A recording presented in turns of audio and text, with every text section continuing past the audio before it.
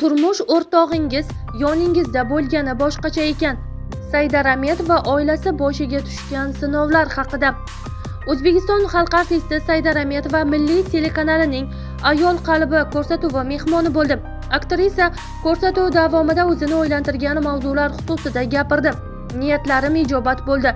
Aktrisa Saida Rametovaga 2025-yilda O'zbekiston xalq artisti unvoni berildi.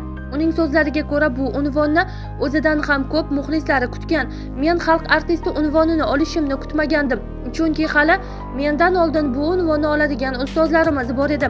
Avval shu ustozlarimiz mukofotlansa, keyin bizga navbat keladi deb yurardim. Kutilmaganda bunga erishaman deb o'ylamagandim. Qo'ng'iroq qilib aytishganida, yolg'on axborot bo'lsa kerak, YouTube'ga shunday deb chiqarishgandir-da dedim. Farmonni ko'rsatganlarida rostdanmi deb ham xursand bo'lyapman, ham ko'zimdan duv yosh oqyapti. O'sha kuni Samarqandda to'y xizmatida edim. Kelin kuyov qolib hamma meni tabrikladi. Demak, muxlislar ham shu damni mendan ko'ra ko'proq kutishgan ekan deb o'yladim. Meni eng hayajonga solgan, o'zim orzu niyat qilgan kun prezidentning qo'llaridan shu unvonni qabul qilib oldim. Bundan juda xursand bo'ldim. Chunki xalq artisti unvonini olsam, mukofotni prezidentning qo'llaridan olay deb niyat qilib yurardim. Nafaqat bir o'zim, balki 90 yoshli onajonim ham har kuni shunday duo qilardilar. Mana onamning duolari ham ijobat bo'ldi. Unvonni qabul qilib olayotganimda mendan-da baxtli odam yo'q edi. Aktrisaga ayol zaifa bo'lgani yaxshimi yoki kuchli bo'lgani durustmi deb berilgan savolga quyidagicha javob berdi. Balki bundan 10-15 yil avval ayolning zaif bo'lgani ma'qul edi, lekin hozir ularning kuchli bo'lib qo'lidan ko'p ish kelishi davr talabi bo'lib qoldi. Balki bu fikrlarim erkaklarga yoqmasligi mumkin. Buning uchun ulardan uzr so'rayman. Lekin baribir ayollar kuchli bo'lgani yaxshi. Ayol kuchli bo'lsa, oilasiga, turmush o'rtog'iga, bola chaqasiga ham faqat foyda bo'ladi. Buning zararli tomoni yo'q, lekin ayol jamiyat, oilasi uchun o'zini qurbon qilmasin.